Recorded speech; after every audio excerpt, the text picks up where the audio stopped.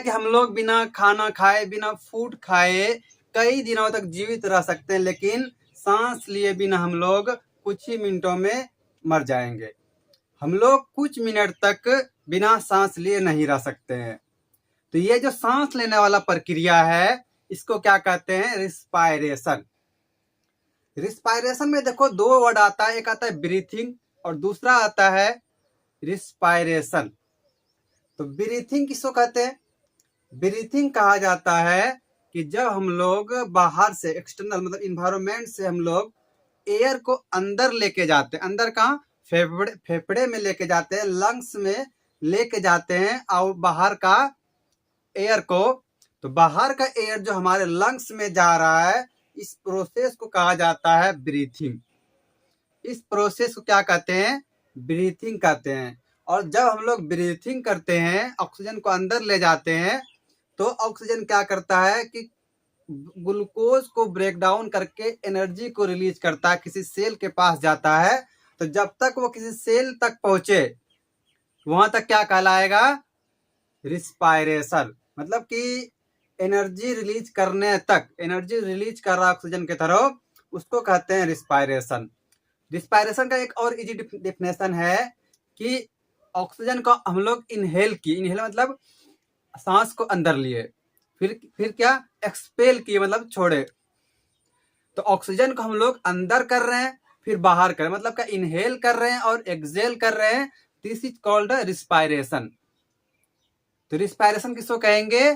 कि हम लोग जब ऑक्सीजन को लेते हैं, इनहेल करते हैं और गैसेस को एक्सचेंज करते हैं, मतलब क्या? O2 लिए और CO2 बाहर छोड़ दिए। This is called respiration. लेकिन ये कंप्लीट डिफिनेशन नहीं है रिस्पायरेशन का। रिस्पायरेशन का ये कंप्लीट डिफिनेशन नहीं है। ऐसा कंप्लीट डिफिनेशन क्या होगा कि हम लोग सांस लिए, उसके बाद क्या? ऑक्सीजन हमारे बॉडी में गया और हमारे बॉडी में एनर्जी रिलीज कराता है, तब उसको कहते हैं रिस्पायरेशन, कंप्लीट रिस्पायरेशन। चलिए आइए देखते हैं। लाइव प्रोसेस है, क्लास 10th का लेक्चर नंबर 7 है, जिस टॉपिक का नाम क्या है? रिस्पायरेशन। रिस्पायरेशन हम लोग इसमें टाइप्स भी पढ़ेंगे। पहले देख लेते हैं रिस्पायरेशन कहते किसको है।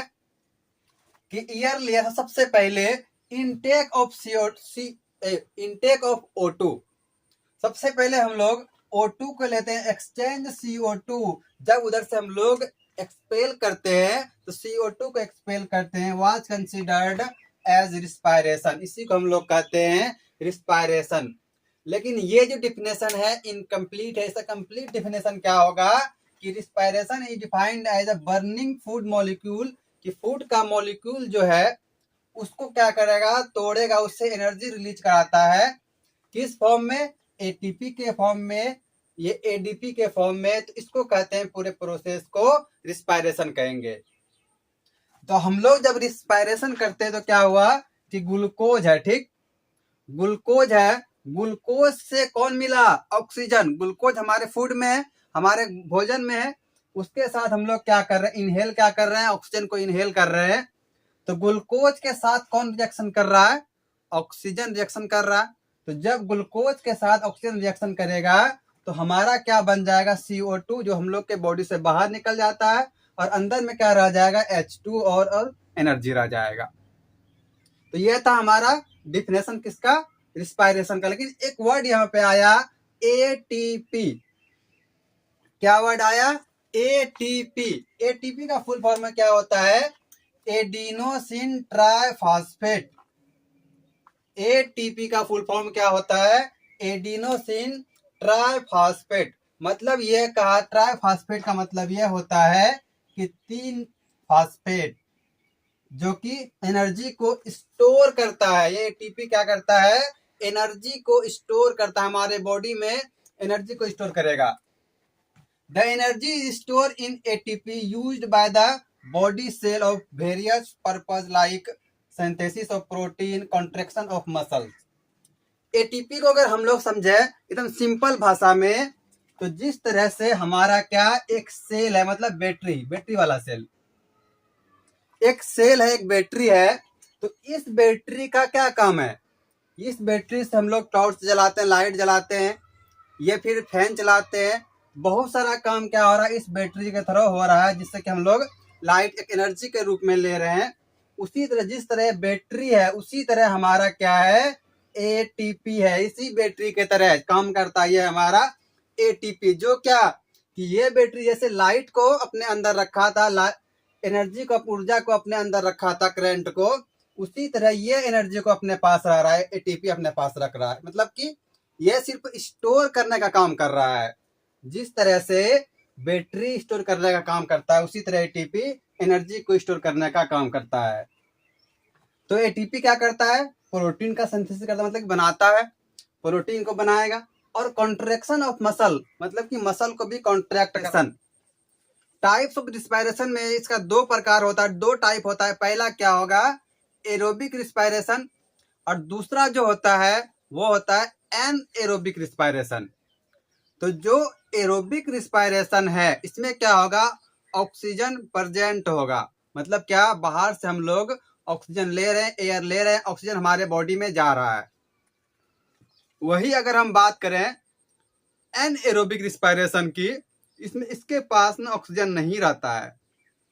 ये ऑक्सीजन करता क्या है कि ग्लूकोज को ब्रेक डाउन करता है। तो जो ग्लूकोज ऑक्सीजन के प्रेजेंस में टूट रहा है, ऑक्सीजन के प्रेजेंस में तोड़ता है, उसको कहते हैं एरोबिक रिस्पायरेशन। और एनएरोबिक में क्या होगा कि उसमें बिना ऑक्सीजन का ही ग्लूकोज टूटेगा। तो सबसे पहले हम बात कर लेते हैं एरोबिक रिस्पायरेशन की। इसमें क्या हो जाएगा कि the respiration which uses oxygen to break down glucose is called aerobic respiration. इसको कहते हैं एरोबिक रिस्पायरेशन कि ऑक्सीजन जो ब्रेक डाउन करता है किसको, ग्लूकोज को, ऑक्सीजन के प्रेजेंस में ग्लूकोज टूट रहा है, उसको कहेंगे एरोबिक रिस्पायरेशन। इतना याद रहा, एग्जाम में आता है। दूसरा है कि the glucose is completely break down into CO2 and H2O। Aerobic respiration में जो होता है वो कंप्लीट पूरी तरीके से क्या ग्लूकोज टूटता है। और किस फॉर्म में टूटता है ग्लूकोज टूटेगा वो CO2 मतलब कार्बन डाइऑक्साइड और H2O में टूट जाता है, मतलब कि वाटर में। ये एनर्जी जो है बहुत ज्यादा अमाउंट में प्रोड्यूस करता है। Aerobic respiration in the comparison of anaerobic respiration higher than anaerobic respiration, energy released by aerobic respiration. उसके बाद आता है कि यहाँ जो एनर्जी बना एरोबिक रिस्पायरेशन में, जो एनर्जी बना वो किस फॉर्म में बन रहा है, किस फॉर्म में स्टोर हो रहा है, एटीपी के फॉर्म में स्टोर होता है। किस फॉर्म में, एटीपी के फॉर्म में स्टोर होता है। और एक मॉलिक्यूल जो ग्लूकोज का है, जैसे कि मान लीजिए 1 मॉलिक्यूल ग्लूकोज का लिए हम, तो इससे जो एनर्जी रिलीज हो रहा है वो कितना रिलीज होगा, 38 मॉलिक्यूल्स ऑफ एटीपी। कितना एनर्जी दे रहा है, 38। वही अगर एनएरोबिक की बात करें तो उनमें एक ग्लूकोज के बदले कितना देता है, 2 एनर्जी देता है। Human being obtain energy by aerobic respiration. Human being जो है वो क्या करता है, एरोबिक रिस्पायरेशन नहीं करता। हम लोग क्या करते हैं, एरोबिक रिस्पायरेशन करते। जैसे क्या बाहर से हम लोग ऑक्सीजन लेते हैं, उसके बाद फूड जाता है अंदर हमारे बॉडी के अंदर, और वो उस ग्लूकोज को तोड़ ताड़ के हमको एनर्जी देता है। दूसरा टाइप था हमारा एनएरोबिक रिस्पायरेशन। एनएरोबिक रिस्पायरेशन जो है ये क्या, बिना ऑक्सीजन लिए जो रिस्पायर कर रहा है, ऑक्सीजन ले रहा है, कि बिना ऑक्सीजन लिए यह क्या करता है, ग्लूकोज को तोड़ता है, उसको कहते हैं anaerobic respiration. The respiration which take place without, यह रिस्पायरेशन कैसे हो रहा है, बिना ऑक्सीजन लिए रिस्पायरेशन हो रहा है, उसको क्या कहते हैं, एनएरोबिक रिस्पायरेशन। जैसे क्या माइक्रो ऑर्गेनिज्म, छोटा छोटा जो ऑर्गेनिज्म है, जैसे ईस्ट हो गया, ईस्ट क्या करता है कि ग्लूकोज को तोड़ देता है, किसमें, इथेनॉल बना देगा। तो इसके एनर्जी बनाने का क्या है, तो अलग प्रोसेस हो गया। क्योंकि इसके पास ऑक्सीजन नहीं आ रहा है बाहर से, यह बिना ऑक्सीजन का ही सारा काम कर रहा है अपना। इसके पास क्या होगा, एनर्जी भी कम प्रोवाइड करेगा। इसमें जो एनर्जी बनेगा वो कितना बनेगा, कि एक ग्लूकोज देंगे उसके बदले में कितना एनर्जी दे रहा है, वह 2 एनर्जी दे रहा है। लेकिन जो हमारा एरोबिक रिस्पायरेशन था उसमें एक ग्लूकोज के बदले वो 38 एनर्जी दे रहा था हमको। तो दोनों में अंतर है। किसमें सिर्फ कितना दे रहा है, 2 ही एनर्जी दे रहा है। ये एनएरोबिक रिस्पायरेशन ह्यूमन बीइंग में भी होता है। जैसे कि कोई मसल्स है, कोई सेल्स है, तो हम लोग बहुत ज्यादा एक्सरसाइज कर लिए, दौड़ रहे, तो उस समय क्या उस मसल्स को ज्यादा एनर्जी चाहिए, ज्यादा ऑक्सीजन चाहिए। उस स्थिति में क्या करता है, ये अपना एनएरोबिक रिस्पायरेशन करके ऑक्सीजन बनाता है। जैसे क्या माइटोकॉन्ड्रिया हो गया। इसका फॉर्मूला देख लेते हैं। जैसे क्या ग्लूकोज है, ग्लूकोज को क्या किया, तोड़ के क्या बनाएगा, पेरोबेट बनाएगा, और पेरोबेट को फिर क्या बना देगा, लैक्टिक एसिड और एटीपी रिलीज कर देगा।